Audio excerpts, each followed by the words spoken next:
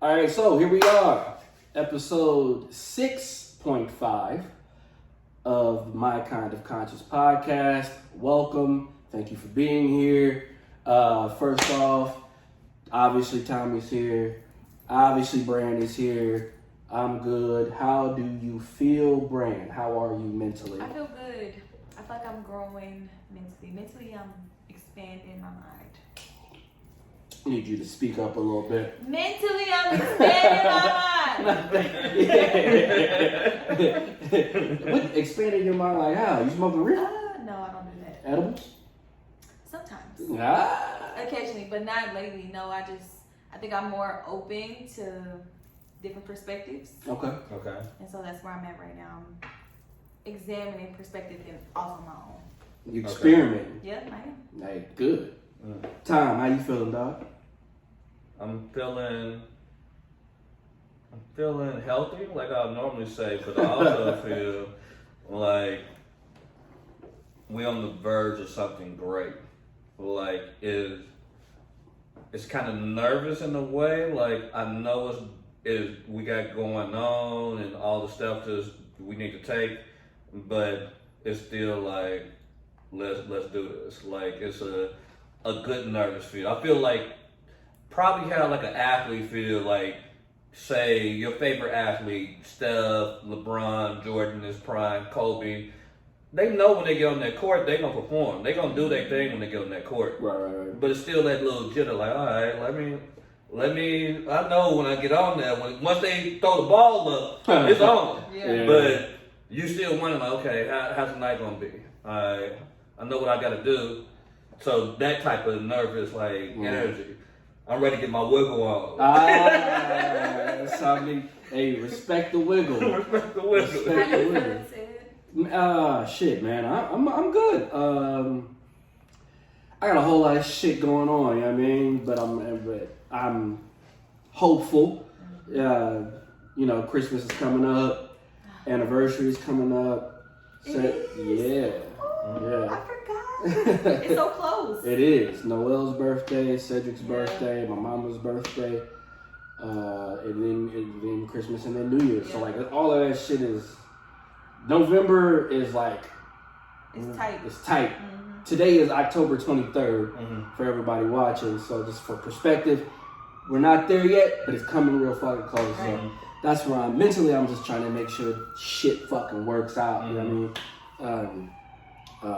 I should let me watch my mouth a little bit. Why? I heard that in order to shop around, they want like your first few minutes of a podcast to not have a bunch of curse words. Okay. Well, so far we good. You Let's said wait one word. until like minute 10. Yeah. Well, I feel like you said few, so we just have. No, we getting there now. Yeah, We we good. I'm good, man. Thank you. Shit, Kenya, wherever you are. Not wherever you are. You're in Ghana. I got your text message. I miss you. We miss you. Love you. So let's get into it. We would like to discuss relationships. The driving force of It was coming at some point, you know what I mean? But our goal here is to take those topics and add a level of depth, add a level of consciousness that maybe you won't get elsewhere, and just pure honesty. Y'all want to start with Will and Jada? Will and Jada. All right. So for context, yeah. Not everybody is everywhere. So Will Smith, the husband of Jada Pinkett Smith, father of Jaden and Willow, is being completely abused in public by his wife. Is it his wife or is it society? Both. Everybody that's observing. Society wouldn't have a lot to go off of, or she wouldn't be giving it to him. Yeah, see. These people open up too much. That's fair. Yeah. So that was actually a good question. That was going to be one of my points. Is she opening up too much because she has the red table going on, Right. And when you're in that type of setting, you're supposed to be open and vulnerable. Right. So is she opening up too much? Yes.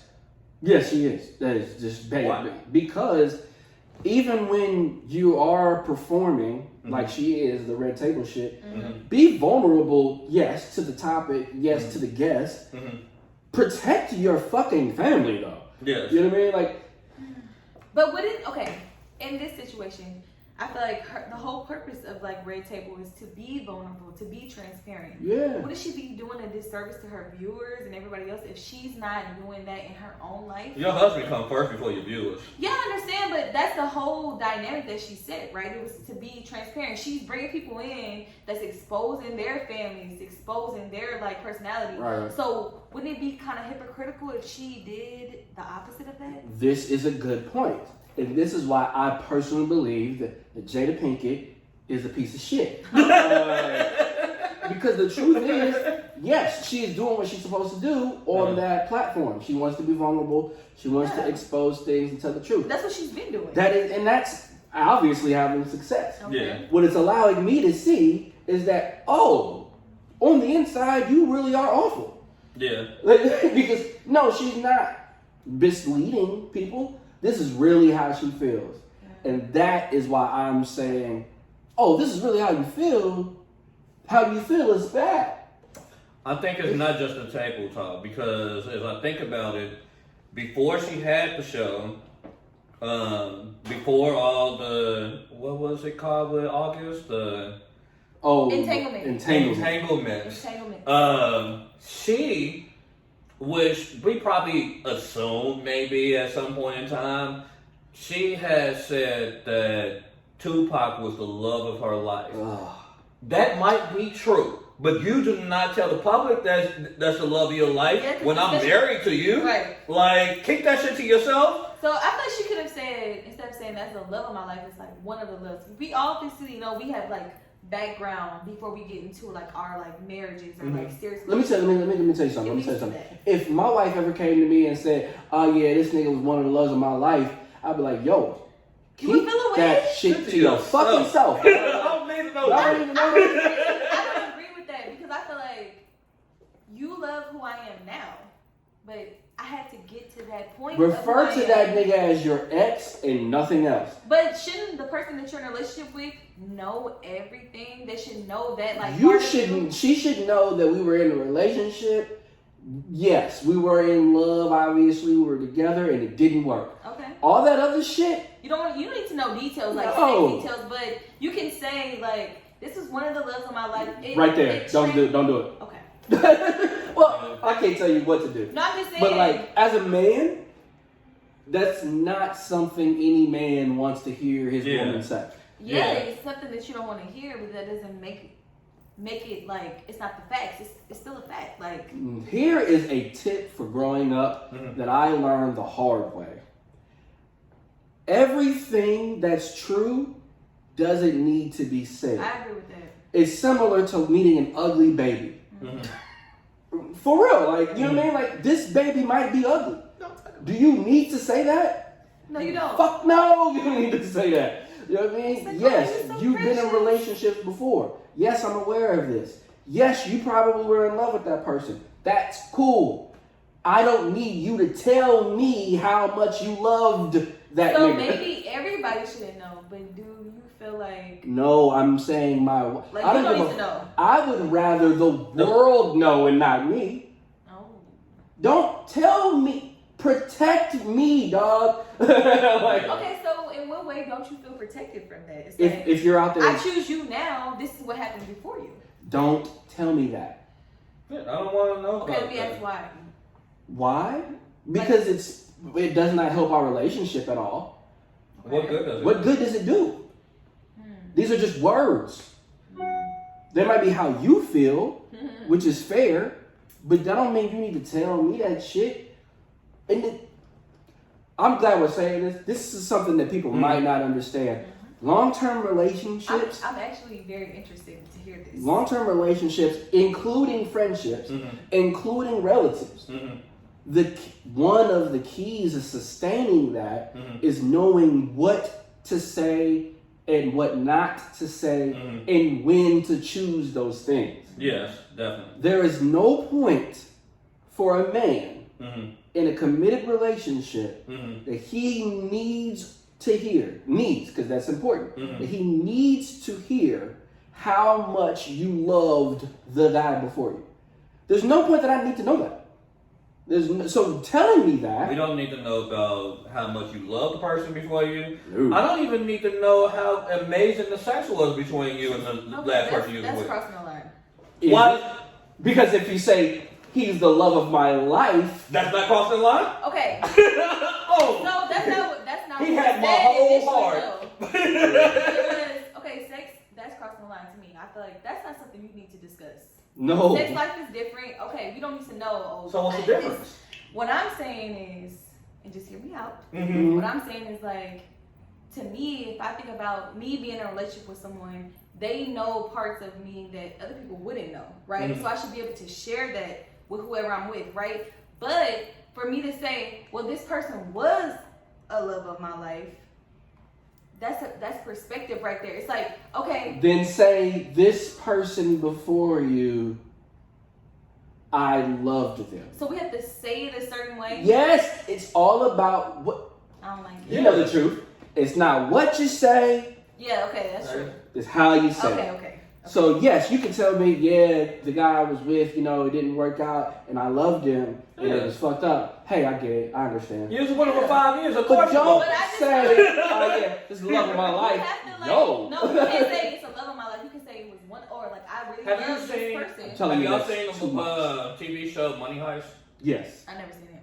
Okay. Yeah. Well, I'm gonna throw a concept at you.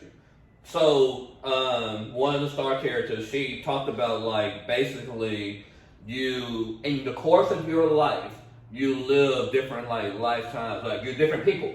You're different people throughout your lifetime. Well, Sure. So at 20, in college, you were one person. And 21 to 25, you might have been another person. And you might have met the love of your life during that time frame because at Based on that who you were person, at that point. the person that you was at that point, Right. that would have probably been the love of your life at that point. But the person you are now as a full-grown adult is totally different than that person. So it's different. So that makes me wonder, do you want to know who I am only now, or do you want to know who I was to get to this point? Depends on the stage of our relationship. If we were dating and it's just a dating phase, I want to know who you are now. Right, okay. If we get serious and exclusive, then yes, I want to know some things what made you this way. Yes. During Or the dating it's phase, gonna bring up certain things because we all know that when you're in a relationship, things come up from like previous and this situations. is a perfect time to exercise discretion. Mm-hmm. And it'll be up to you. Mhm. And that's why I'm saying with the Jada, it's discretion. So what you choose to say will speak a lot about who you are. You know what I mean? There are ways to say everything. You know what I mean? So let's say one of my favorite things that I hear now. So for men and women, mostly women lately, the code phrase is "I'm a free spirit." Yeah. This is "I'm a hoe." Or was a hoe, Yeah. or I plan to hoe. Yeah. You know what I mean? Why does Some free type of spirit hope mean- is- But no Free man. But where does hope come into free spirit? Oh, Oh, that literally translates to the phone. that's literally hoe. Yeah. But see, here's the thing: if a woman was across the table for me that I was getting serious with, we made it past the initial dating phase, and she was to tell me, in college I was a free spirit, I would say, "Oh, okay, You slept with a lot of people. I get it," but I would not feel a way about that. Nah. But if she said, "Oh, I was a hoe," I would be like, "Huh, this will be the last day." It's often not what you say, it's how you say it. It's what it. My wife said something to me earlier today, actually, that what she said, I completely understood, but how she said it made me a little mad. Not angry enough to argue or nothing, but she was just like, "Yeah, before I met you, I had X happen to me, and that made it easier when I met you to be understanding for what what you were doing." And I said, So you saying? You see what I'm saying? So because you went through that made it easier to deal with a broke nigga like me. Is how now I knew very well that's not what she meant. Yeah. Because when we met, I was doing pretty well. You know what I mean? But I get what she was going. But you see, it's discretion on the way you deliver this. And it will go on for fucking ever. And you can deliver it a certain way, but every time you deliver something, it's subjective. Like, It's always. Like texting is subjective, conversation is subjective, everything is subjective. But if you know the person you're talking That's to, what I'm about to say. then you know what to do and what not to do. So and it's that goes not for really any level, subjective. like relationship, like what we were just saying, like friendship, like any person in your life that you care about, you know how to communicate to them most effectively, like how they want to hear it, like how is the best way. Like some people you got to be a little aggressive with them. Right. Some people you got to lean back and like just some like people can deal with aggression counter. and all that. And this is interesting, right? Because to the root of it, Will and Jada, Will could, we don't know, Will could 100% have no problem with the shit she's saying, right? Now, he growing some more grays, he looks tired, he look like he's feeling that shit. Looks like it hit him a little hard. Looks like it hit him a little hard, very frequently. You haven't heard his like latest like interview or seen like read it at all? The last response I saw from Will was during the entanglement when he came on the show. Oh no, he got a newer one when he was basically. Oh, I saw that. He was like, he knew when he got into a relationship with Jada, monogamy is not her thing at all, and he had to basically settle for like, if we're gonna be together, like I know that's not your thing. Like non-traditional, like marriage. Wait. I don't like the word settle. He literally came out and said for sure and confirmed that they swing. Not exactly. He said that he knew from the start that monogamy was not something that was really her thing. Wow, that is another way of saying I knew she was a hoe, but because she was a free spirit, and because I love my wife, I'm going to find a different way to say I don't like this. the word settle. At the end of this, he says, "That's fair. I don't need it. I wouldn't recommend this on anyone." I don't like the word settle because Will and Fame. with settling, it's like, oh, I settled for this.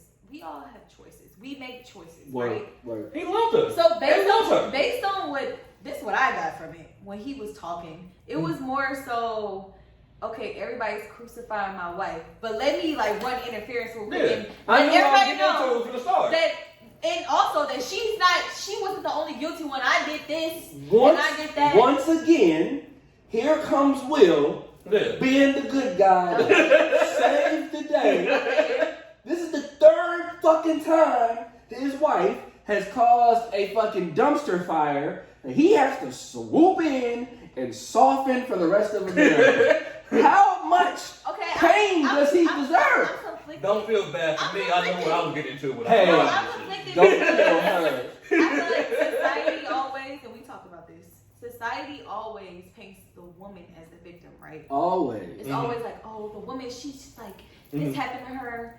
I personally feel like, and just from my own experience, that I kind of inflicted pain on certain people. Based on what I went through or whatever, it came into whatever relationship I was in, right? So it's like, men are not always the culprits. Women are the culprits. But I feel like the way that, I'm just playing devil's advocate with Jada, yeah, right now she looks the bad person, but we really don't know. We don't know what drove her to do these things. We don't know if, like, whatever type of like issues they had in their marriage. So I say knew to say, from the like, start monogamy wasn't her. He could have been trying to save himself. I mean, he was in embarrassed on a red table. This nigga's on a fucking red table trying to hold back tears. He's like, and it's like, you want to cry. Like, I was literally screaming at my phone like, fight back, man! Rope a dope, for me, I'm like, cry. Fucking let that shit out. You look at him, he like, eyes red, face flustered.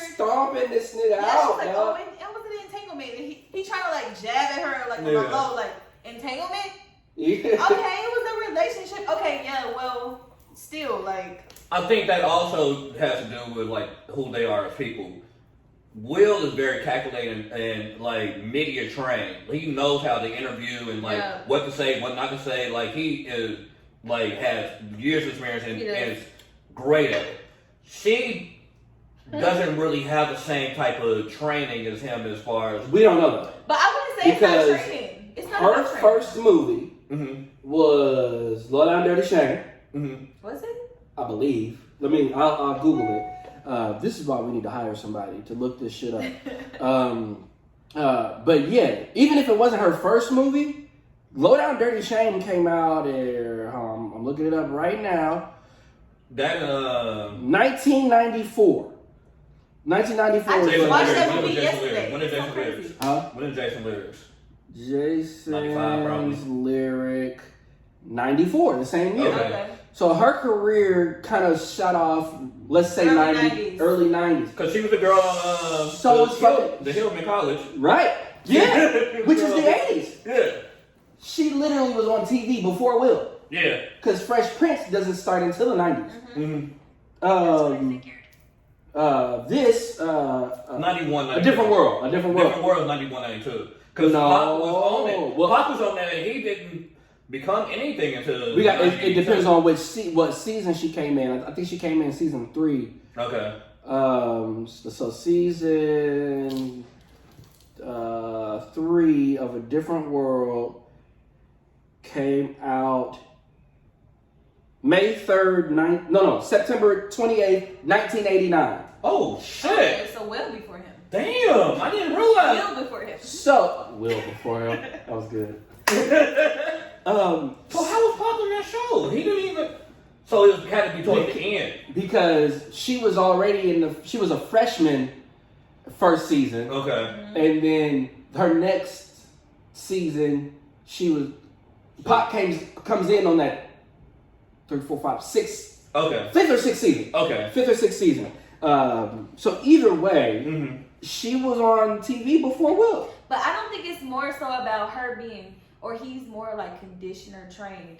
Like I said, with her platform is to be transparent. I feel like that's what she's selling. It's like, okay, this is what I'm doing this. I'm making everybody come out they shell, making everybody like. She a little bit more rough around the edges too than Will. Will like literally like. That's interesting. Like a LeBron James. LeBron James, when he does like interviews, normally he like sticks to like how he wants to answer. But you will see LeBron like in candid thing with people recording him, and he's a different person. He like a real little nigga from the projects, which he really is.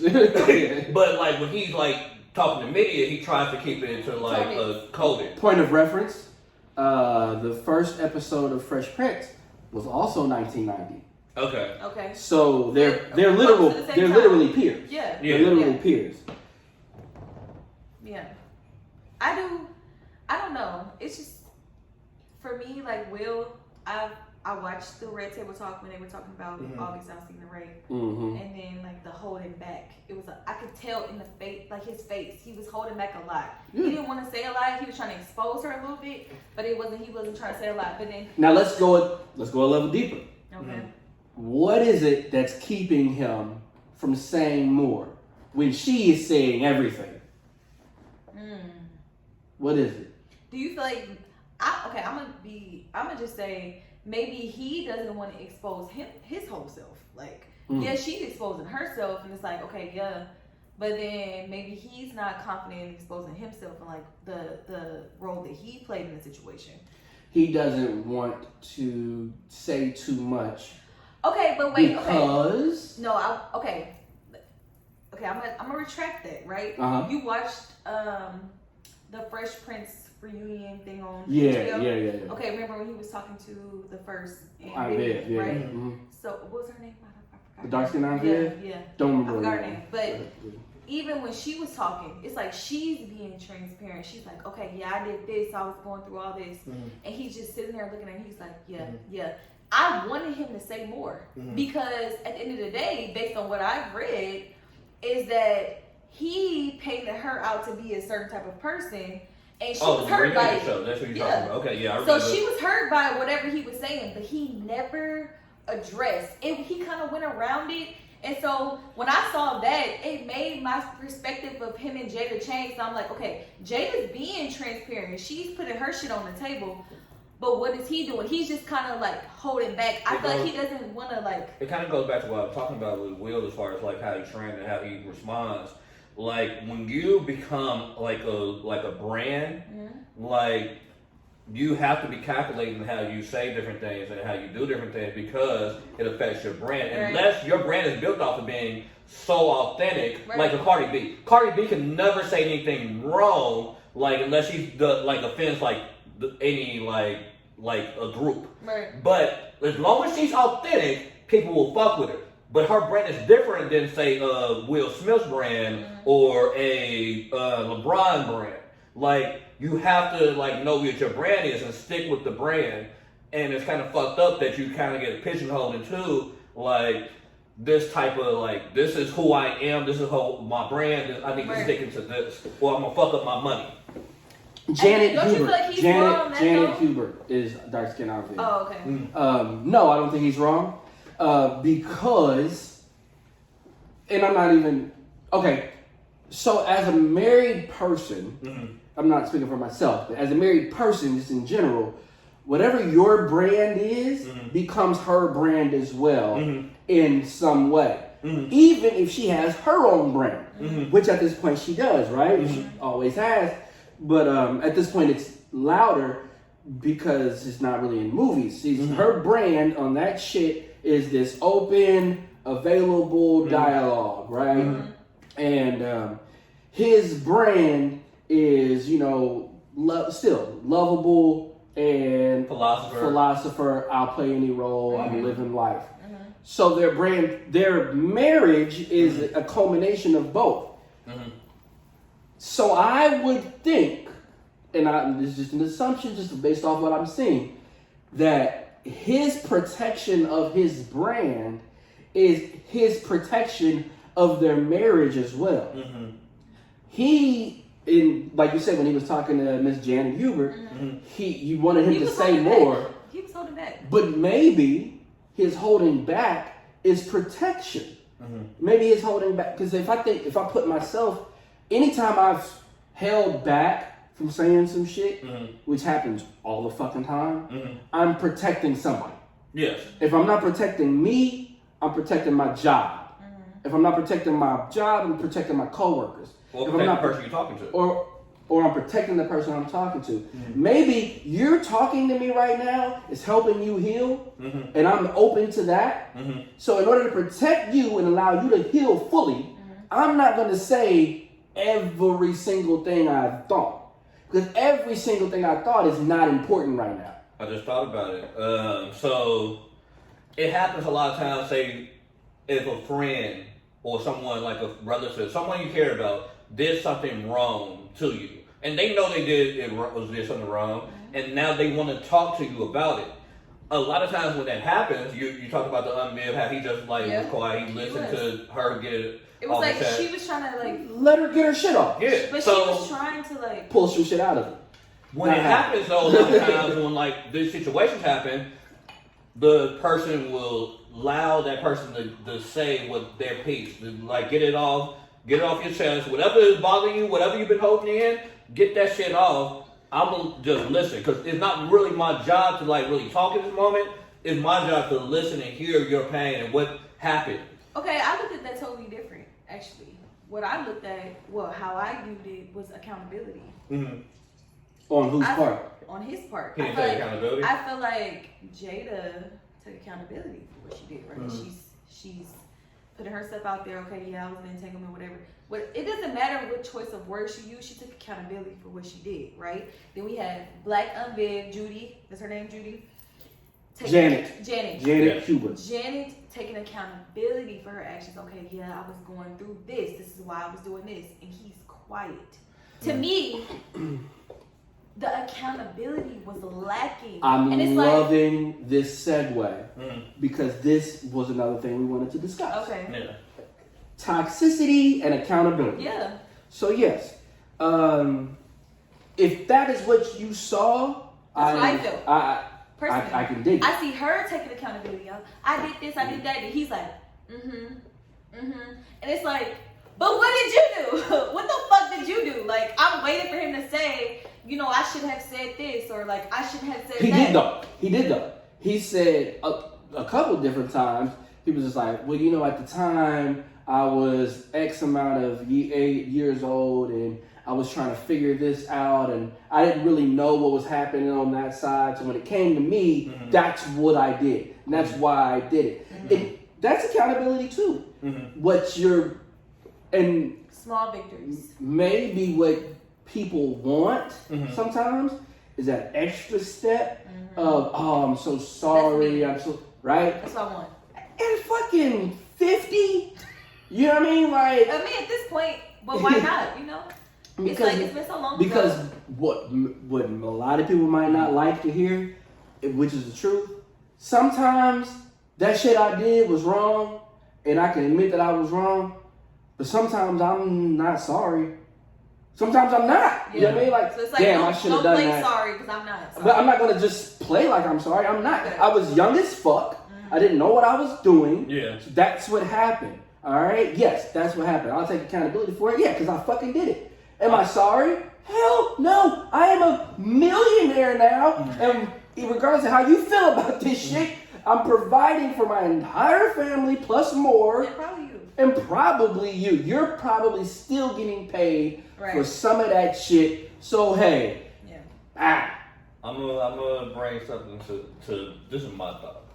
This is off of them, but it goes on accountability. So I want to first commend you on being transparent and accountable for your actions, and you said what you did wrong. I feel like in general, men in relationships and when we fuck up, we are more accountable for our actions than women. Like women, I think, in general, like men, like when we talk to our guys, when we talk in general, like we know, like damn, I fucked up. Like we'll say that shit, like damn, bro, I really fucked up this time. Like that's like we'll admit and be transparent about that and be accountable for like when we fucked up. Okay. A lot of times, like, even when I talk to, like, women, like, about their past relationships and everything, like, they never take about, like, what did I do? You beating around the bush, bro. What you're saying is, whenever a woman cheats on a nigga, it's always, not just cheating. I did it because I wasn't feeling loved, or I needed some attention, he wasn't giving me any attention, or I cussed that person out because they made me mad because they did this to me, and they did this to me, and that's why I did this. It doesn't have to always be cheating. It can be just like... Bro, I just said cussed out, like it can be anything. Okay, so you say you feel like men are more accountable than women, right? This relationship didn't work. What part did you play into it not working? Okay, but men will be accountable. I'm gonna just like zero in on what you just said, that men are more accountable than women. They take more accountability of what we did wrong. Yeah, to each other. But how often does a man go to a woman and say, you know what, I did this? That don't happen a lot. I have an answer for you. That doesn't happen. I have an answer for you. That always 100% will happen. 100%. When a man gets caught. Every time a nigga gets caught, they know. Not even when he get caught. Every time a nigga gets caught doing some bullshit, he has to, unless you're dealing with a narcissist. Yeah. But think I'm about talking about for normal human beings. Come on. A man getting caught, he's going to automatically be like, damn, yeah, I'm sorry, but I did that. Are you though? You're sorry because I caught you. Are you really sorry about it? I have an issue with this whole thing. This idea of you only sorry because you got caught. Well, motherfucker, that's what happens. Like, I only feel pain because I got burned. That's not true. Okay, I cheated before, right? I feel pain before the person knew. I feel pain. Yeah. Because you fucked up already. Yeah, no, but I mean, they didn't know. But I'm just saying. It don't matter. You feel that feeling regardless whether the person knows or not. I don't like we take accountability. You're not taking accountability to me, though. You're taking accountability to your friend. Yeah, you know what? But see, Brady found out I did this. But here's some shit, though. Like, women, on the whole, not just a general term, general speak, women always say, "Oh, niggas get away with a lot of shit because their homeboys don't hold them accountable." We definitely hold homeboys accountable. I want to be very fucking clear. Yes. 100%. Maybe it's not. Y'all just don't realize it. And you know why? Because niggas in general don't come running back to women to tell them what the fuck happened. Yeah. A woman, let's say she fall out with her friends, her girl does some bullshit. What's she gonna do after she talk to her girls? Run back and tell her man. Every time. Shit, I talked to so-and-so, she did this and this and this, and that's what happened. If I find out Tommy did some bullshit, I'm gonna say in front of him, damn, you fucked up. That was dumb. And he gonna be like, yeah, I shouldn't have done that. Or if we thinking about to do some dumb shit, we put, bro, you fucking up, don't do that shit. Tommy will come and tell me to my face, hey, I'm about to call some hoes through. It's about 10. You probably need to go back and go home. Women do the same thing. It's time for you to go home. No, it's not. That's a conversation I was having with one of my friends today. That's not the environment what I want, bro. You need to go home. You're not hearing what I'm saying. I'm saying, yes, I know women do it, but women don't think men do it. And I'm just saying, in general, that is untrue. We just don't, maybe women don't know we hold each other accountable because we don't come back to our women and say, yeah, this nigga Tommy was about to fuck some bitches tonight. I had to stop the nigga. I never going to do that. Say, nigga, what the fuck you doing? Yeah. Shit, you know Tommy just had 5 bitches today. Never doing that. I never felt like, I don't feel, or I can say, honestly, in my mind, I never thought in my head, like, oh, niggas don't do this, blah, blah, or men. I'm going to say men. I appreciate Men don't do this. But I feel like men, though, right? Here we go. Y'all have this mentality, and we've had this conversation. Word. You and I have had this conversation. Oh, okay. Where it was, oh, well, if her friend's doing it, yeah, she probably doing it too. And it's like, no, you think your friends don't hold you accountable? My friends, I've been in a relationship before, and he's like, you know what, I don't like your friends. And that made me feel away. And I'm like, why? Some of my friends, and I would say, a couple of my friends are very, I can go to them, they're very neutral. It's like, this happened, that happened, okay? And they kind of guide me. And then you have some friends, it's just, they don't give a fuck. It's like, okay, yeah, well, whatever you want to do. Yeah, you do have that. But it's not always like that. It's not like you go to your friends and they like, oh, he did that? Okay, yeah, you better cheat on him. No, like, I've had some friends that held me accountable, like, what you're doing is wrong. Them free spirit friends, they gonna tell you free spirit shit. Please stop the free spirit. Stop it. I love what you just said. I don't like it. I'm about to tweet it, actually. I don't like it. Them free spirit friends, they gonna tell you some free spirit shit. Yo, that's a fact. That's a fact. Hey, just on the topic of what you said, But y'all think that, right? Shit, her friend do this. That's where women go wrong. So I'm gonna say this to the ladies: stop telling your men everything. They do not need to know, because when you tell them something, they automatically assume because you're in company of that's what you're doing. I'm not trying to say like a male chauvinist or like, but in general, women need to figure out when to shut the fuck up. As far as I swear, like, don't tell your girls everything. I agree. Like when we having issues, all our issues not their business. Or like anything, like keep that shit, some of the shit that's going on to yourself. Yeah. Like when we have issues, keep that shit to yourself sometimes. And also, say you first dating a nigga and the nigga laying that shit down. Don't tell your girl that dick is amazing. Like, now she don't want that shit. You setting your shit up for failure. Like, damn, that's... What the fuck you think she gonna think in the back of her head? that's a fact. She had a whole fantasy, the way you explain that shit. Speak on my behalf. I'm not speaking for all women. I'm guilty of that. Or I have been guilty of that previously, where it's like we have an incident, but I think more so me going to my friends about the incident is more I'm seeking validation. Is it like, am I wrong or is he wrong?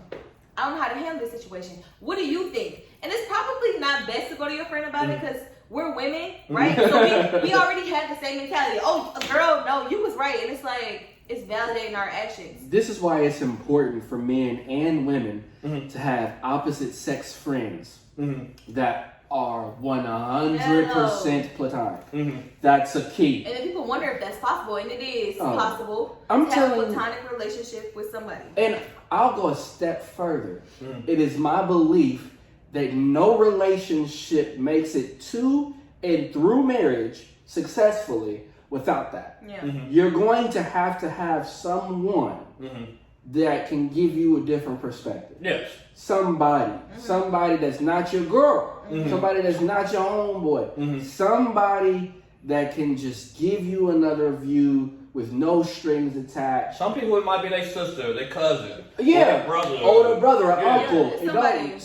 Somebody who doesn't share the same insides as you needs to be able to tell you how this generally would feel for the opposite sex. Because it's always generalizations. We don't ever live in someone else's body. But I could probably give you a better viewpoint than, say, your homegirl that you've known for 20 years. You know what I mean? For 5 years. I'll probably be able to tell you some shit that she can't tell you just simply because I'm a dude. You know what I mean? And also, I think it's important on the topic of toxicity and accountability. I also think that it's important that women and men maintain their friendships while in a relationship.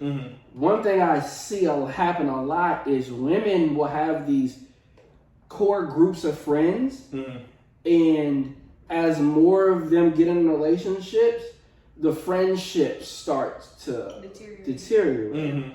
And some men do the same thing, you know, because they finally got a girl, all of a sudden they don't really rap with the homies, or the homies don't hit up him no more because we didn't want to call you because we know your girl probably ain't go, you know, that shit the niggas do. Right. You know what I mean?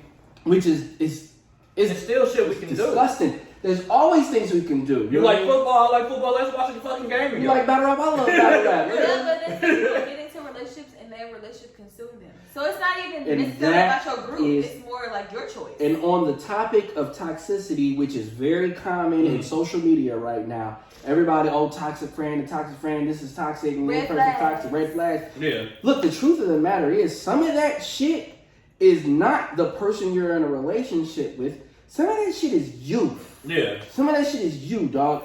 A word. Being consumed in your relationship so much that you shut your homies. Yeah. That is toxic. Yeah, it is. Yeah. And also the opposite. Your homies being so dysfunctional that you finding love makes like, them it's feel too like much. it's too much. It's too much. That means them niggas. They toxic. And you brought them. Yeah. Your girl ain't friends with them niggas. You are. So women ain't stupid. You know what I mean? I feel like we all possess toxic traits, right? We all have the ability to be toxic. Oh, definitely. It's in us. This is my opinion. I feel like we all have the ability to be toxic. We all have it. And I'm just speaking for myself, like coming out of a long-term relationship, it got to a point where I had to look at myself and I'm like, okay, yeah, this happened, that happened. It's so easy to blame other people, for other shit. But then you have to look at yourself and go, well, what did I do? It's like, and that's very mature. Like, you have to be mature to have that type of like consciousness to be like, okay, I contributed to this. I ran away from several relationships on that same topic. Just looking at myself and being like, I don't like who I am in this. I'm fucked up. Yeah. I probably shouldn't keep putting them through this. And then you think too, and that goes back to accountability. Everything is a choice. We all make a choice.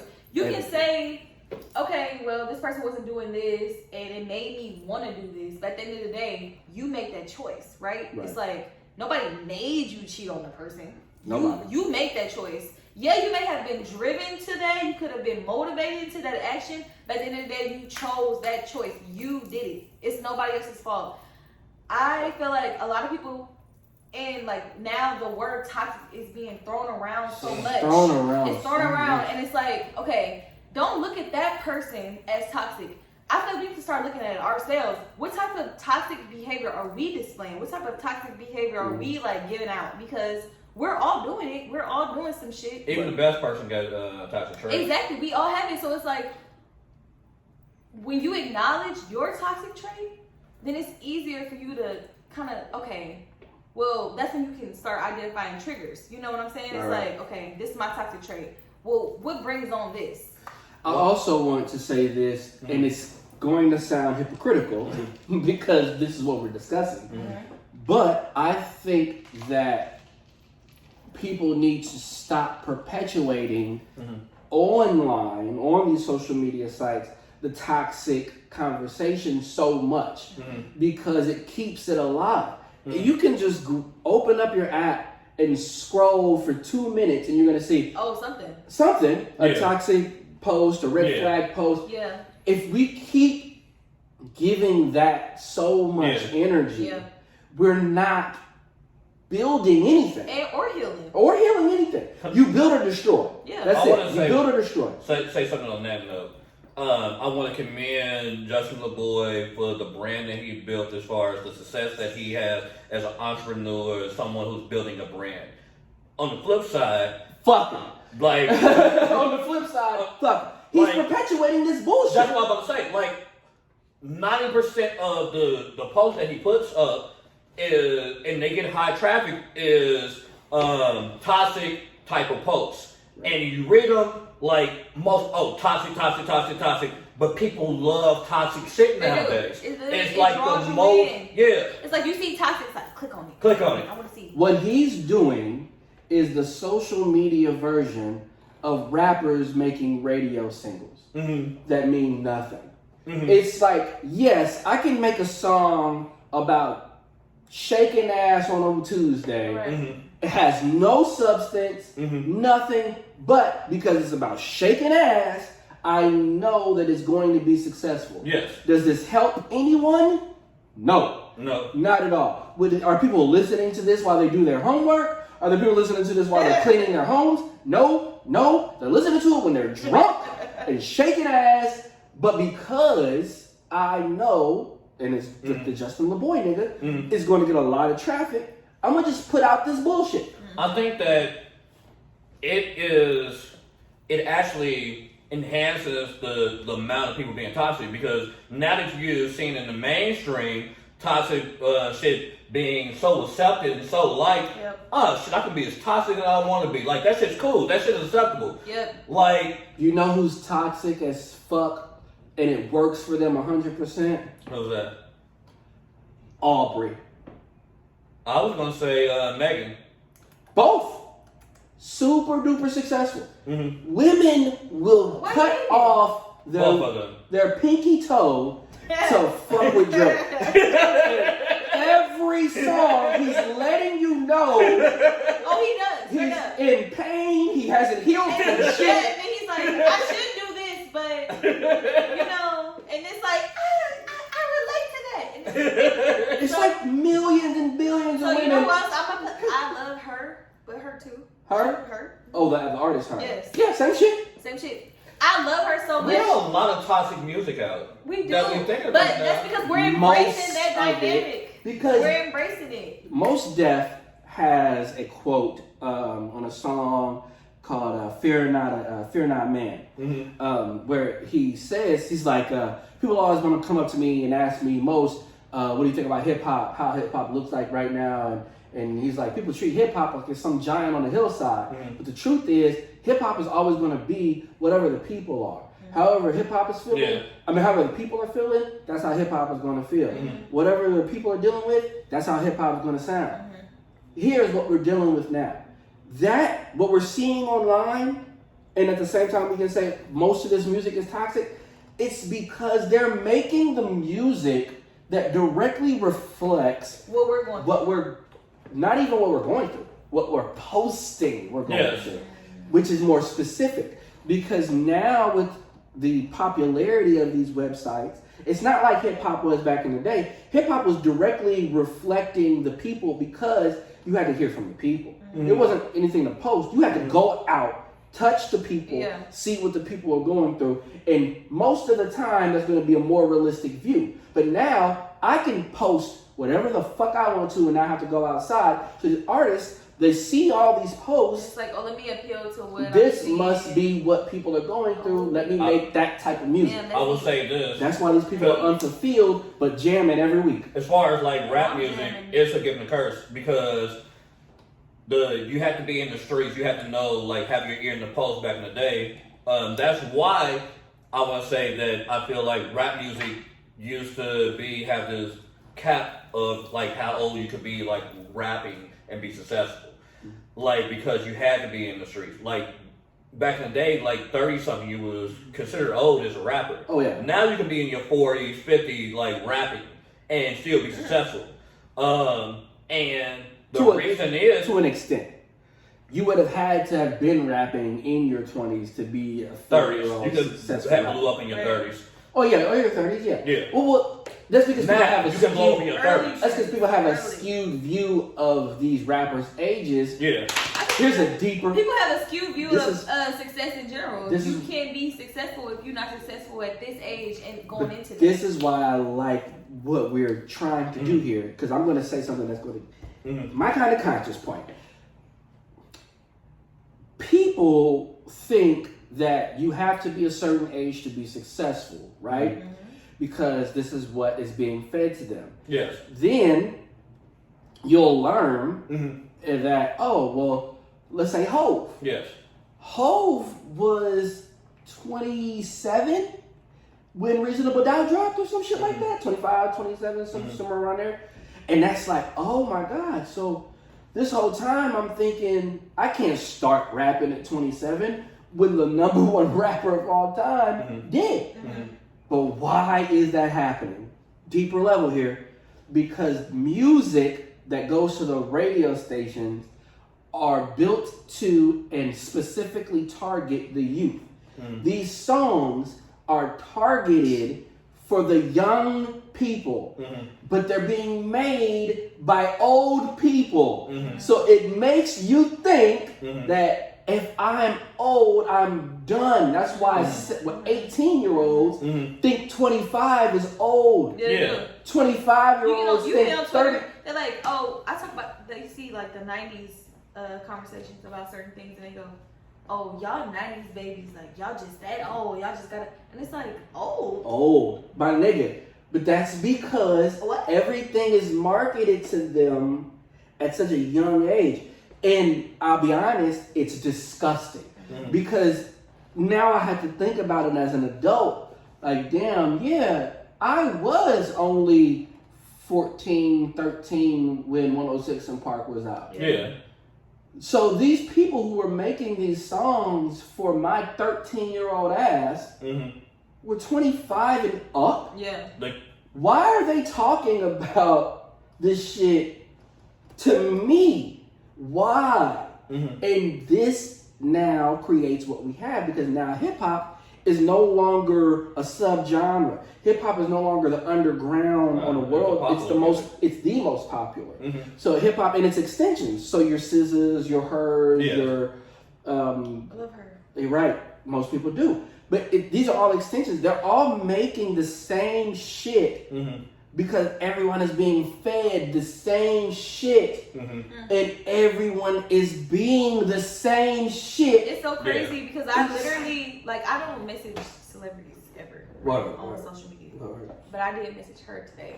So random. It was so random. I was listening to one of her songs.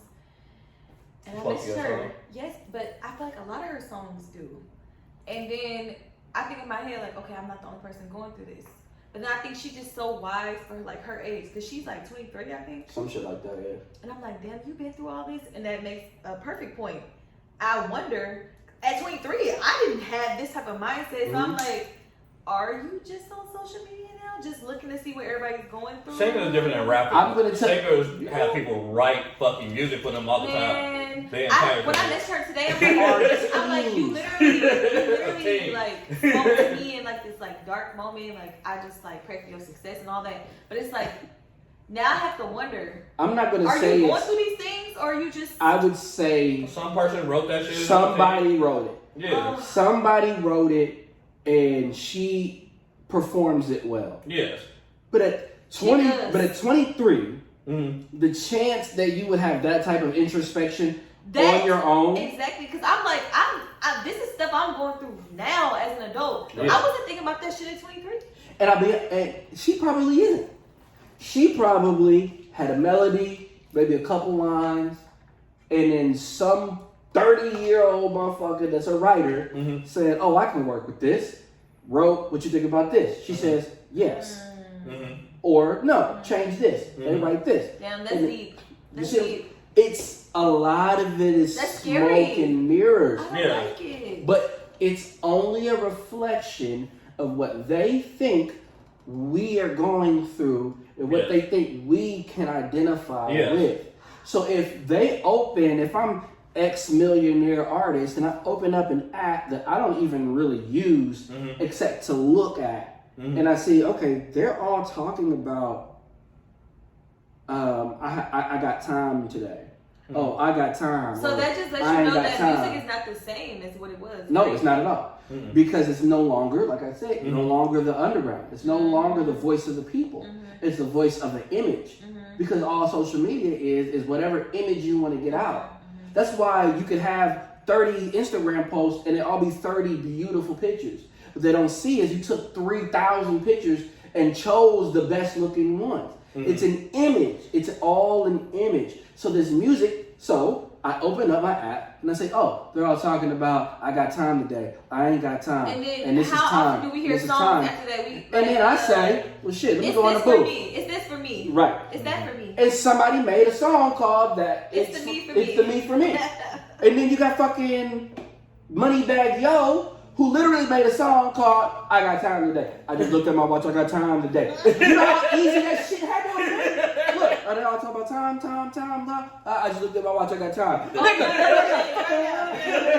I know this gonna be a hit. Yeah. Somebody posted that 3-day stretch and everybody's doing the red flag shit. Somebody said, yo, I know Moneybag Yo is in the studio right now making a No, when song I saw called the Red red Flag. flag, the red flag trend, for I'm real. looking at these red When flags the today. red flag trend, I'm like, It takes nothing, dog. but that's the shit that we've been talking about before. Like we always talk about this. Oh, red flag, and it became a trend, and now it's a whole trend. It's like a whole thing. Megan Thee Stallion has a song called Thought Shit.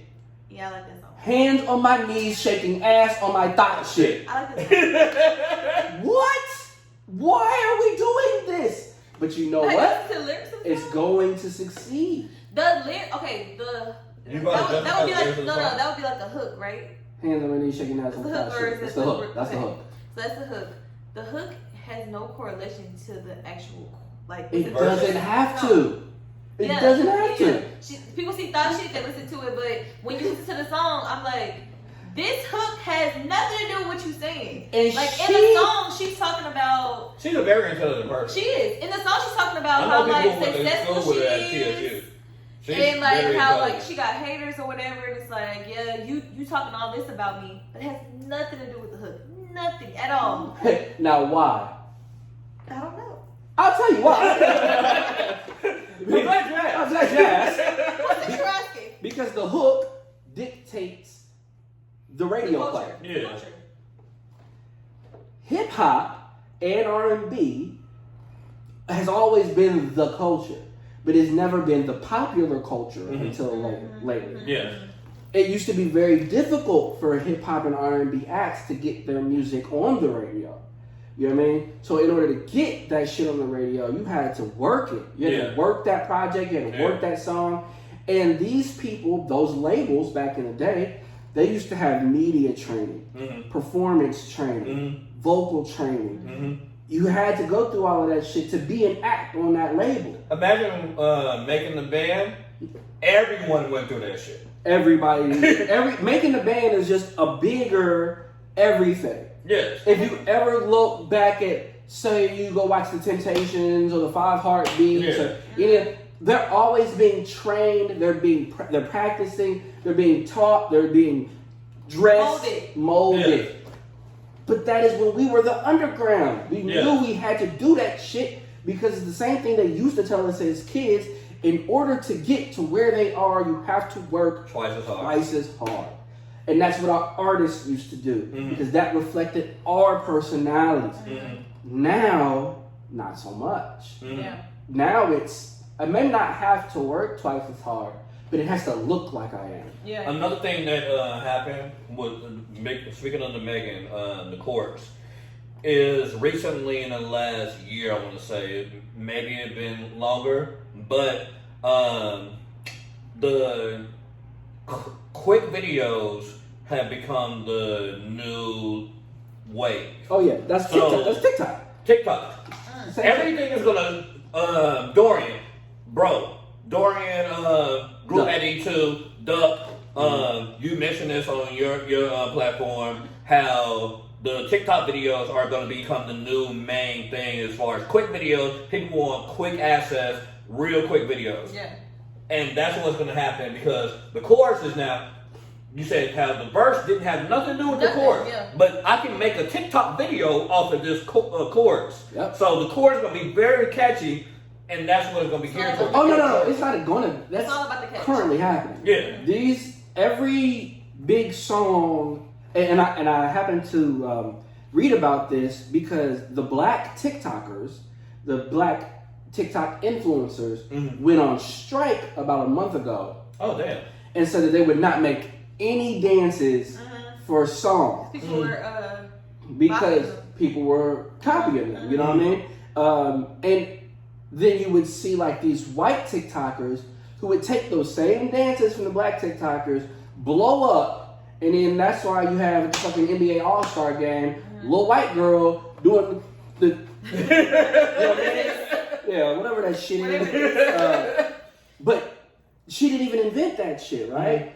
But it opened my eyes to a whole culture, and now it's so clear that songs are being made to create a TikTok type of thing. Or so it's like, this is going to be a hit on TikTok. Right. Yeah. Because even that's how I feel about Chloe's song, Lord Have Mercy. Same shit. No. But even so big. Yeah. Lord have mercy. Yeah. And what it happens? TikTok. Yeah. It's then 3 seconds. Drake. Oh, he's the king of this shit. The Tootsie Slide. Oh my God. Like, it was directly made for the full purpose of TikTok. Y'all not like Drake fans? No, I like Drake a lot. He loves my favorite artist. Okay, I know you don't like Drake. No, I can't stand it. But he knows what Drake is. I know what he is. And that's why. I know what he is. I believe wholeheartedly if I ever was to sit down and kick it with this nigga, we would have a good fucking time. In fact, I'm not very separated from that happening. One of our homeboys is in his camp, you know. We ain't gonna say our names, but he's kicked it with Drake several times. He runs around with a fucking Prince Jr., Prince Jr., and they kicked it. You know what I mean? Yeah. It would only take the homie to hit me like, yo, come through, and I have no doubt I would get along with this nigga. But that's because I know exactly what he is. I understand what he is. And I get what he's doing. And it works. And it's always going to work. My issue is a personal thing. It's nothing against him as a human being. As an artist, it's personal for me because I know what you're doing. It's like watching somebody sell some bullshit and everybody buying it wants it and it's hurting them, but they're addicted to it. Right? Like so you crack. get what I'm saying? Like I wasn't gonna say it, but it's like crack. It's like growing up, I knew niggas that sold crack. And I knew these niggas getting money, getting rich off of crack. But I knew my aunt's husband was addicted to crack. I knew that crack made him steal all the Christmas gifts. You see what I'm saying? I get what you're doing. I understand why it's successful. But that doesn't mean I agree with what you're I doing. don't agree with it at all. But as we're taught in the hood, you cannot knock the hustle. You cannot shit on how another man eat. That's what Dave Chappelle made whole special But that about. don't mean I gotta like it. Yeah. And that's my thing. With Drake. That's my thing with him and artists like him. Mhm. I get what you're doing, bro. Yeah. You're serving crack to crackheads, dog. Yeah. This doesn't. Nothing you're making. You're not putting stuff, or it's no substance. It's like You, a enabling 32-year-old a little bit. Canadian. It's enabling a little bit. You, a 32-year-old Canadian Jew biracial man, are making songs that my 16-year-old sister sits in her room and says, "Oh, I understand." I don't feel comfortable with that. You don't relate. So let's talk about this toxic music one step further. So, my brother Tori, you mentioned to me, which I didn't agree, that Jay-Z is Future is the Jay-Z, like as far as toxicity of the new generation. Hold on. But Wait, what? What up, Tori? the current generation, what they listen to, he was like, basically Future is Jay-Z as far as the toxic level of music that he's putting out. And now that I think about it, Jay-Z released a lot of toxic shit when he was like, before he got with Beyonce. He did. A lot of toxic shit in his raps. Okay. And he was really big. Future's really big now. He's not big as Jay-Z ever was, but he's really big. Ever in his life. But did Hov help change the culture where toxic music is now popular music? Because when A Big Pimpin', one of his biggest songs, I don't know if I fuck with him, I would replace him with another one. Toxic. He on some other shit now. So, is that your chick? Toxic. Like, Let me. Song Cry? Toxic. Wait a minute. Song Cry? Song Cry is not toxic at all. I don't think so. That's not toxic. That's a man realizing he fucked up. I was just fucking them girls. I was gonna get right That's back. a man. I was gonna get right That's back. a man taking Is that not toxic? He's already been left. Is that not a You toxic need- thought though? No, I feel like Like, I was just Song Cry fucking, is like, why did you accountability. leave? I was just fucking them girls. I don't get right back. Why did you leave? That's I feel like any male or female who have that thought, like a male. You're focusing on one bar. But that's that's one of the most popular lines in the whole song. Yeah, for toxic motherfuckers. If you listen to the whole song. Yeah, the whole song, I'm saying it. But that line is one of the lines that people single out. Well, I'm saying that because you were mentioning toxic songs. Song Cry is not a toxic It's not a song. toxic song, but that line is very toxic. But in the flow of the song, It's not a toxic song. it's not a toxic line because it's realization. I think the Yeah. song is accountability. Yeah, it's all accountability. But and also I want to But once again, Accountability should not be toxicity. That's not and the same. And I want to counteract what Tori said as far as comparing Future and Hov for whatever reason. yeah. Hov is the premier artist that I can excuse for that because he was growing and I was growing with him. Yes. You see what I'm saying? When I finally got to the stage of realizing my bullshit and wanting to do better and wanting to like be a better human being and shit, you know what I mean? When I finally got to that point in my life, you know what Hov gave me? 444. 444. I'm growing with him. When I'm in college and I'm pledging and I'm, trying to figure out who the fuck I am while being the man, admittedly, you know what I mean? No big shit, you know what I mean? But like while being the man, I'm trying to figure out how to balance that. You know what Hov gives me? Kingdom Come. But isn't that? You was the most popular person. But on is the that show. not subjective? Because I feel like what her is giving me, even though she might be appealing to the culture, she's giving me what I'm going through right now. So, Right, which is fair. Yeah. There's no diss on that. It just needs to be. We all should be aware that when an R&B artist is releasing music, normally there's a whole room of motherfuckers doing it. Yes. You know what I mean? It's the process. Like it's been from the beginning. No one is writing for Hov. No one is writing for Nas. Nah. No one is writing for J. Cole. Kendrick. No one is writing for Kendrick. Oh, nobody. You know what I mean? Nobody. I love him. But they are writing for Drake. and they are writing for Kanye, and they are writing for, you see what I'm saying? Yeah. We just got to be aware of what it is we're ingesting here.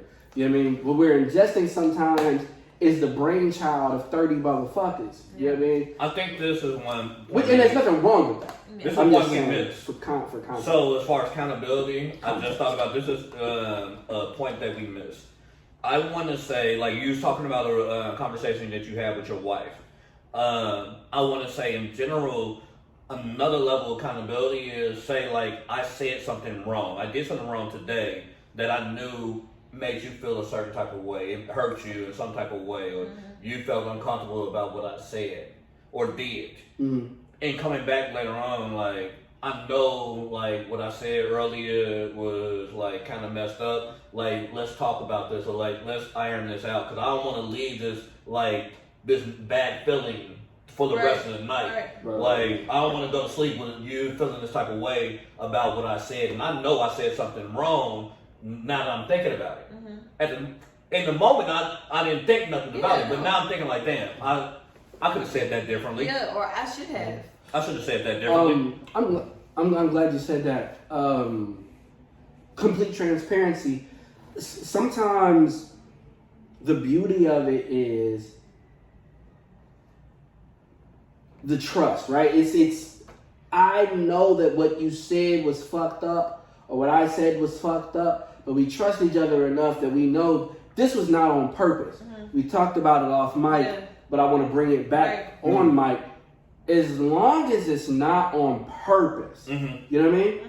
If you're not trying to. If you're not trying to hurt me, I can eat that. Yes. And when that happens, the makeup is super easy. Yes. Super easy. So Because it's coming from a place of authenticity. Yes.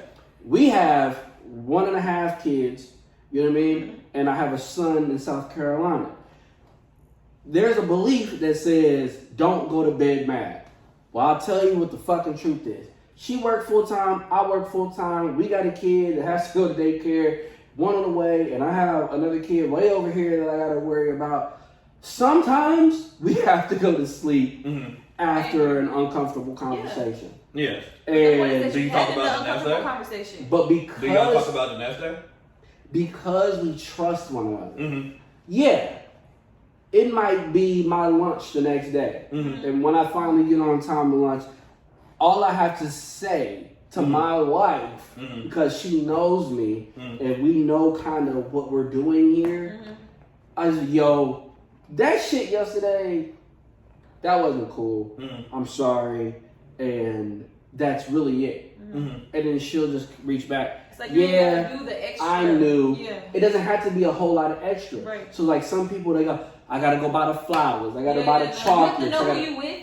Know and the then fuck you with. also have to understand the person that you're with. Those people who over apologize, They don't know who they're with. not only do they not know, but sometimes that over apology is to mask that what they said, they meant that shit. And Yeah, definitely. It's very manipulative. It's very manipulative, and it's on purpose. Yeah. So if I said some shit I knew I wasn't supposed to say, and it pissed you off, and I know I meant that shit, but I know it hurt you, I can't just shoot a I'm sorry text. No, I gotta go buy the flowers, I gotta go buy the diamonds. You're gonna like accept what I said, but kind of dismiss it. It's gonna be dismissive, like you know. I got a question. This is popped in my head. Roll with me. Beyond cheating, because everyone, that's the default answer. Beyond cheating, what is the toxic thing that you can't deal with in a relationship, marriage, whatever? What's the toxic thing that you can't deal Mine with? is gaslighting. I can't deal with gaslighting.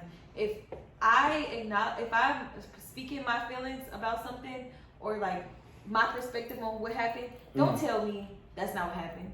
Or no, you're not saying it right. That is toxic to me because it's like you're not even acknowledging what I'm saying. You're just so focused on trying to paint a picture of how you feel like it happened. To me, so I would say acknowledging my feelings. That's very toxic to me. That's very toxic because you don't have to agree with what I'm saying, but acknowledge that this is how I feel. Acknowledge. Mine is actually super similar to that. In fact, and I'll be honest, I have like a repeat nightmare I have like 3 of them that I have all the time. But the one that's based on this is I have a nightmare repeatedly that I get into an argument with my wife that's like really bad, that I really care about, that I really like, I'm really feeling what I'm saying, whatever is in the dream, and she just won't give a fuck about it. So dismissive. Yeah. So that's the thing that, and I'm gonna say scares me, because at this point I'm too tied in, dog. You know what I mean? There's really nothing that she could do that would make me leave. She has to leave me. That's just what it is. Yeah. And I told her that when we started dating. I said, look, if we're gonna boyfriend and girlfriend this shit, and she said yes, I said, don't ever worry about this. I will never leave you. If this doesn't work out, you left me. Now, what happens to make that happen? Who knows? You know, hopefully it'll never happen. But I'll never leave. So the toxic thing that I'm afraid of is being dismissed or being shrugged off. And in my nightmare, I'm so passionate and she's so whatever. Nonchalant. It usually ends in physical violence. And it's always a nightmare. You know what I mean? I've never raised my hand to any woman physically. But I saw it a lot growing up. I know that it happens. And it's literally a nightmare. And I have it probably once a month. You know what I mean? I also have never put my hands on a female, and I also seen it, seen like what it did to me.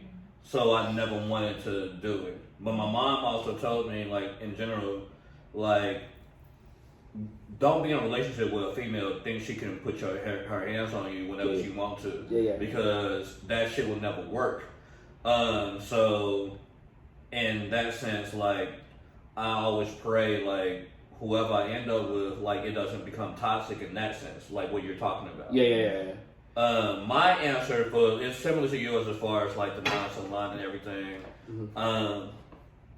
One of my toxic traits is I'm kind of attracted to like females who like are. Oh, I didn't realize we were saying what our toxic traits were. I'm gonna say what. I thought you were asking like what we can't deal with. I'm gonna say what I can't deal with, but it goes along with one of my toxic traits.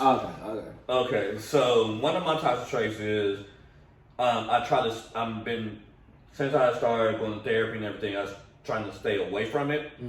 But one of my toxic traits is I've been drawn to women who are like savages, like that, like free spirits. So going off that, like me being drawn to that is like one of the things that like the toxic thing that I can't deal with is the nonchalant. Like I want a woman to show me that she cares. And she cares as much as I care, because I have a big heart and I give a lot and I love hard. So I need to see that you care as much as I care. And then when I don't see it, it's like a toxic trait. Like, what the fuck is going on here? Like, if I'm the only one who really care about this shit? Like, so that's like, it goes along with my toxic trait, because if I choose someone who I already know is a savage, and she start acting like a savage when we're together, then what the fuck am I supposed to expect? So I feel like ultimately we all have the same fear. Yeah, we do. That's what I just learned. Dismissiveness. Being dismissed, how I feel is dismissed. I think that's why we get along well, because it's never hard for us to converse, because we all, if we're going to talk, we're going to talk. Because we all fear talking and not being heard. I think we just learned something about that. Yeah, we did. That's cool. Yeah. Cheers to us. With that said, let's move on. So briefly, we're going to lighten it up. New music. Wale just dropped Falarin 2. Okay. What's Tom? What? Nope. You out of 10, what you give it? I gave it a 7.5. Or people who don't understand like numbers, I gave it like a C plus. The song I heard today. The song is on that album. Yeah. That's my favorite song on the album. Which is Dearly Beloved. So I haven't heard the album, but the Dearly Beloved song, I would say I give it a solid 9. Yeah, I give it a solid 9. But I was in my feelings earlier. I'd give it a 10 earlier. But it's a 9. I say 9. I never give 10s because I feel like it's always a room for improvement. Oh, we talked about what it could have been different about. You don't know no album that's a 10? What? None? No, it might be a 10 in my head, but I'm saying it's always room. Shit. The Blueprint 1? The Reasonable Doubt? Reasonable Doubt. The Miseducation of Lauryn Hill? The Chronic? I actually give Doggy I Style? give her one. She gets a 10. What's better, Me Against the World or All Eyes on Me? All Eyes on Me. So All Eyes on Me is a 10 to me. Yeah. Both of them is like, I don't know which one I think is better. Illmatic? Right there. We never had this conversation because it's gonna be a whole. Yeah, it'd be long. But I gave it. So I had to grow with it, right? So when I first listened to it, it was on the way to work, and I listened to the rest of it at lunch. Yeah. And at first listen, I gave it a 6.5. Then after I got off work, was able to roll down the windows, relax a little bit, head to the crib. Creative experience for you. Right, I was gonna go grab some brews. Yeah. Cause Friday, you know what I mean. Then I was like, when I'm in a better mood, I pushed it to a 7. And then you were drinking. I made it to the crib and started drinking. Carved a little pumpkin with my daughter. So nice. You know what I mean? And I was like, 9.5. then once they went to sleep, I talked to Tommy a little bit. I'm listening to it, a little buzz. That's a 7.5. No, seriously, because you text me so late. Yeah, my bad. Like, ready, listen to this, and I'm like, alright. Yeah, that's my fault. No, it's fine. You text me, but that means it made an impact on you. Yeah. It definitely did. At about 11:30, it hit me, and I was listening to. I tell you the exact song. It was Down South Slang, rolling with these hustlers. A song that I particularly hate. I love. And once that shit hit, and the whiskey was flowing through me, I said, "Yo, fuck what I was talking about earlier. This shit is a 7.5." And I told D-Lo, I said, "Shit, in about a month, if I revisit in a month, and I still like it, I'll give it an 8." Yeah. Okay. Because a lot of But it can relate later when you're right going through. replay value. That's how I feel about Lemonade. Oh man, Lemonade. Man. Lemonade made my life very difficult when it dropped. The thing about Lemonade is one of them albums. It's like you was going through it, and then you can go back. You listen to it later, and it's like you can revisit what you was going through. It's like it's still the same feeling. I'm not here now, but it's providing the same experience. It's all about providing the experience. I know you don't have this experience, but there's nothing scarier than having a black woman listening to Lemonade next to you that you know you did wrong in some way right before that album dropped. And she drunk, having a good time, and she hits that, "Who the fuck do you think I am?" Right there. You gotta sit there. That's all, and hold up. Because you know she's talking to you. I'm embarrassed. You gotta sit there. You're like, oh shit. You ain't that little bit. I thought we was past this. Bitch boy. I thought we was past this. Yeah. You want another drink, babe? No more drinks. No. You offer her water. No, you offer water. Hey, babe, I brought this water for you. I'm gonna bounce to the next dick boy. You sitting like, oh man. Why did Beyonce do this? We're grateful for Beyonce. Why did she do We're this? grateful for Beyonce for Lemonade. Oh, She definitely. I tell you what, when SZA about to drop, not SZA. What's the chick name?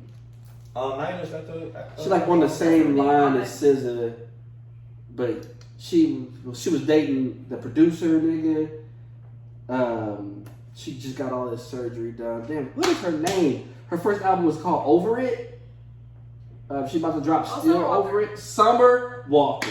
Summer Walker finna drop, and I am afraid for my single brothers I out love there. Summer Walker. Because all she make is toxic bitch music, dog. All she make, dog. I'm She's like, just damn. going through something. Well, she's not really. You know, I'm not even gonna do I that. feel like Janae Aiko too. She makes toxic music. Janae Claudia. Aiko makes what I call bird food. Bird food? Yeah. She makes bird food. Say that. Yeah, and but I get it. You know what I mean? I even have a couple songs by her that I do like. Yeah. But I know that It's hard. that to like music some songs. is just music that I have to stay away from. Mm-hmm. And it's not meant for me. Yeah. When Summer is in there writing that shit, she not thinking about me or niggas like me. No.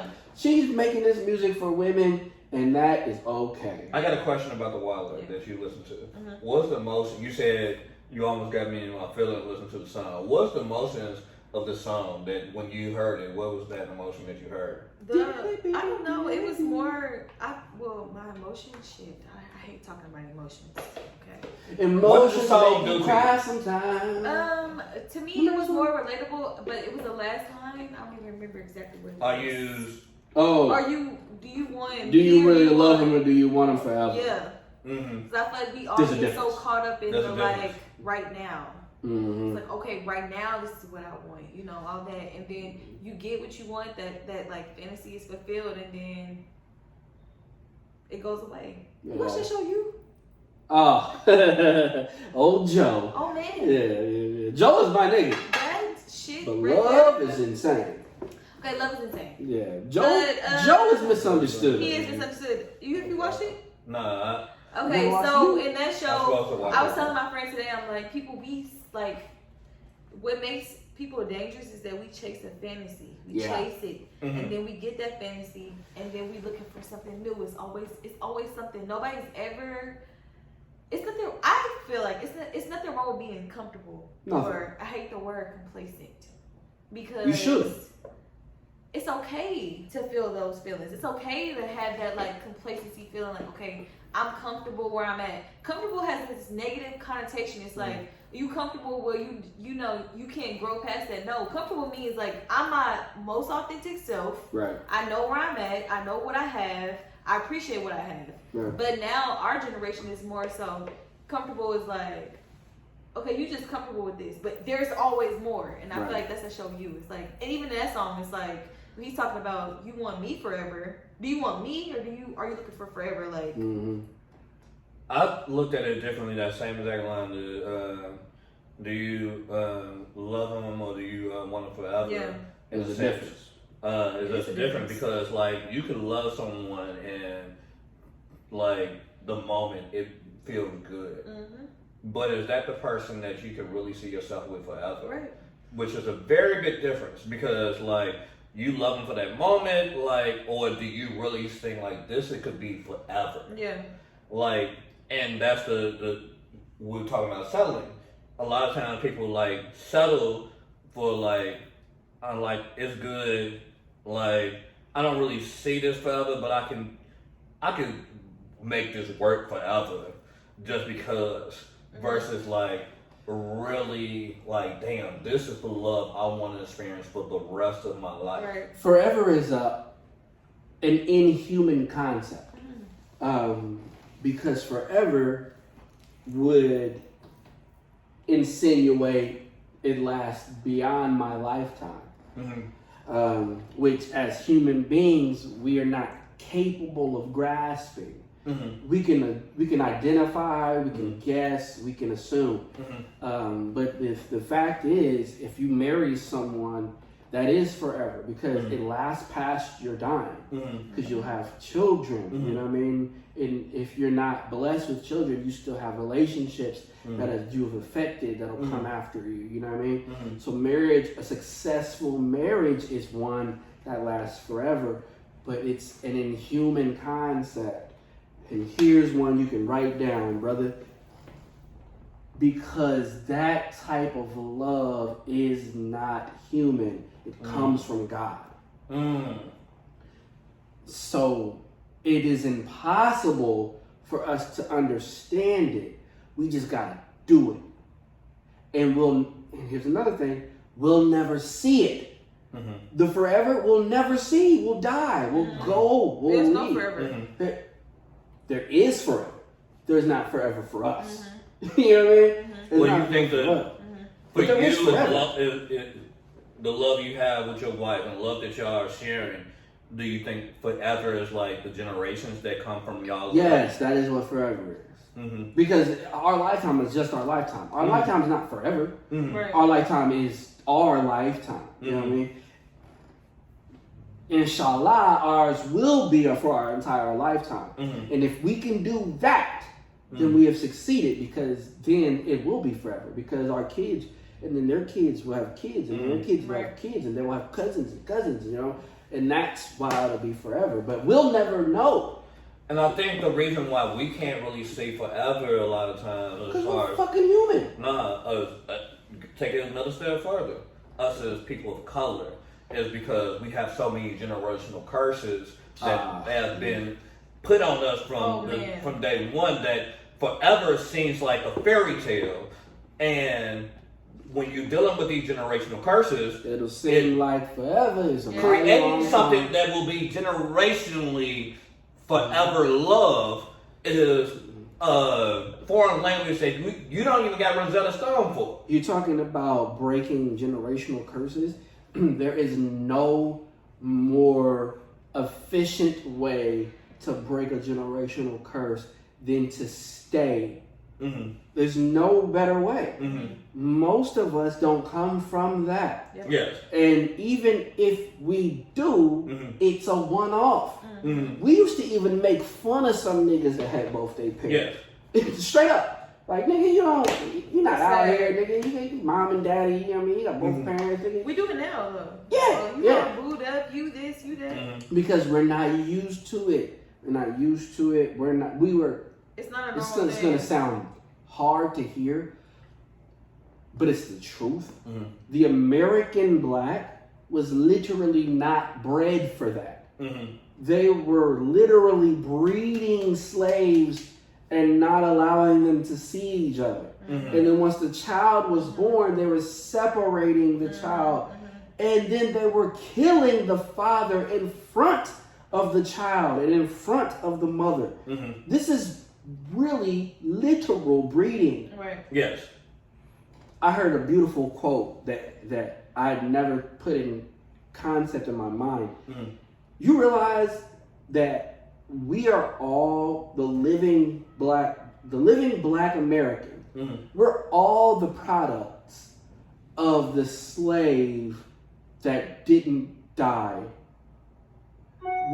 No living black person is going to come from. We're literally the dream and the physical embodiment of, okay, somebody made it over the middle passage. Somebody made it over the middle passage. We'll never know who that person is. But someone who made it on that boat trip across for all of them months, who watched people jump off the edge, who watched people kill themselves, who watched people die next to them. Somebody lived and then went into slavery and was able to reproduce. That means that next person lived long enough, just long enough, to reproduce again. Right. Through the middle passage, through slavery, through the civil rights era, through Jim Crow, through segregation, through the fucking 90s, the war on drugs. We're literally, us to stand here, we're only here because somebody didn't die. So imagine the strength of actually marrying, staying together, not divorcing, having and raising children together. Imagine that strength. We will never see it, and we haven't seen it. So, but it's possible for us. Think about it like this: is going off that same note. Us just being here defies the law of averages, and completely goes against. It should be impossible, almost. It goes against everything natural thing. Yeah. But you know who it doesn't go against? God. So but think about it. If just one of us goes against all the law of averages. That's it. But then if you meet another person of color and you end up being together, that other person went against the law of averages. So now, you two being together, you are defying all logic, period. All of it. So, it takes it to an impossible love. So, the concept I just created, like, us just being here seemed like it would be impossible. But, what we're trying to accomplish together are turning the impossible into a possible reality, not only for us, but our generation. So now our kids, and when we become grandparents, they see this is possible. So we're turning the impossible into a possible reality. What you're doing, if you succeed at it, is you are actualizing God's plan. Because what does it say about love in the Bible? It says, in no instance, no deviation, God is love. Period.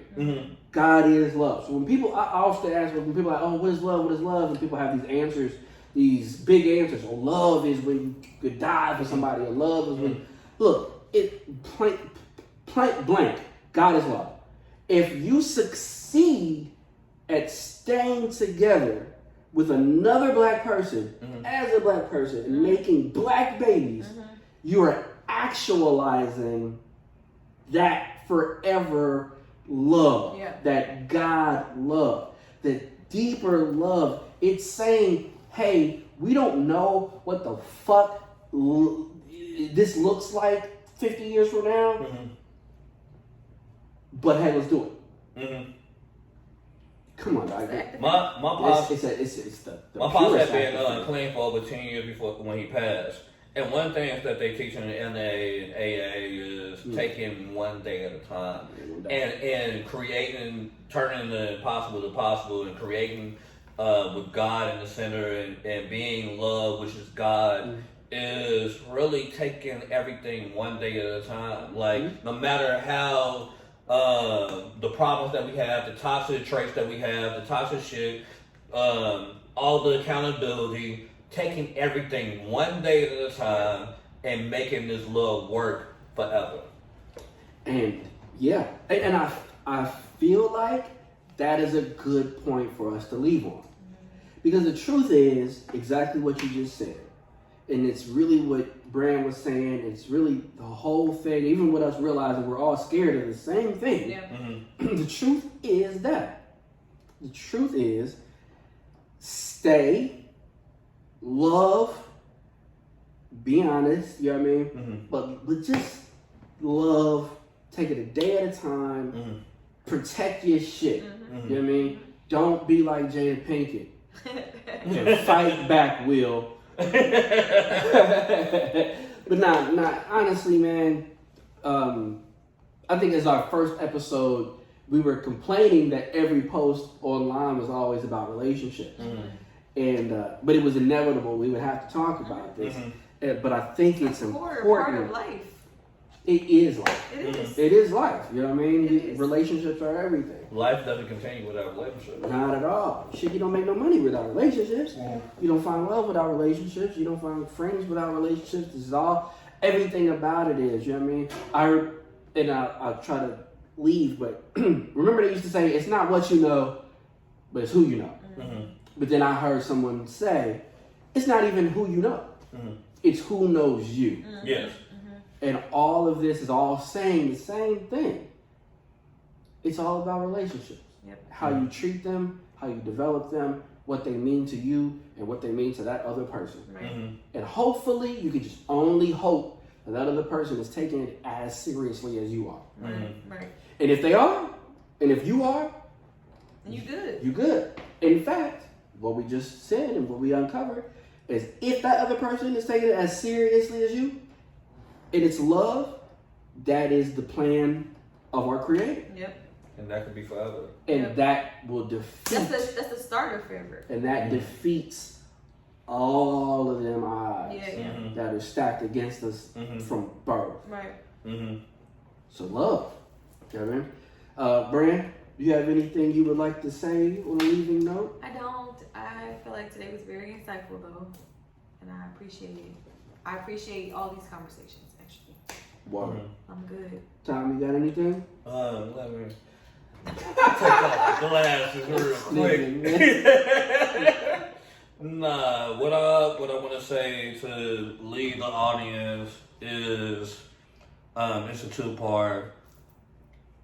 Don't give up in like love. Like no matter like how old you are, like how long you've been waiting for the love of your life, or how many failed relationships or bad relationships you've been in.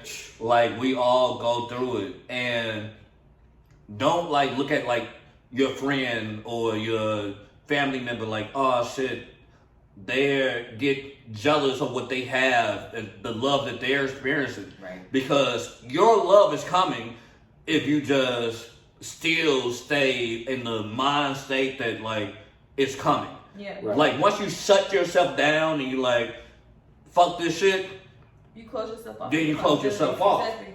So stay present in the moment as far as like love is yours and it's gonna come your way. So believe in the love and it's gonna come your way. Order my car Oh, now. You got any black businesses that y'all would like to big up? LYL always. LYL Body Care. Who's that? That's my best friend. Really? Yes. She has a natural body care business in LA. Okay, so it's in LA. It's in LA. Got you. And it's some bomb ass shit. Bomb ass shea butter. And it's called LYL? LYL Body Care. Is that the website? Yep. LYL Body Care. Yep. There we go. Tom, you got something black you want to big up? Black that I want to big up. I don't have anything specific, but anyone of color, not just black people of color, period. If you have a business, keep on grinding, keep on working on it, keep on making it successful. Don't give up on it. Whatever your dream is, keep on doing it. Always. This here hat and this pin that's on the hat, can't really see it. 40 Acres and a Mule, which is Spike Lee's brand. So if you're a fan of Spike Lee, you're a fan of his films, 40 Acres and a Mule is where I got the hat, where I got the pin. This shirt is from, I want to say I got it from God is Dope. I want to say. I'll put it in the comments, the description and shit later. But of course, the watch, as always, same company as before. And I guess if I have anything to say at the end is, do the right thing. Do the right thing. Do the right thing, Mookie. Keep living and keep living always. Don't stop believing. You can turn it off. You didn't say the hashtags. Oh yeah, hashtag, hashtag be kind, and hashtag stay conscious. All right. You know what I mean? Till next time.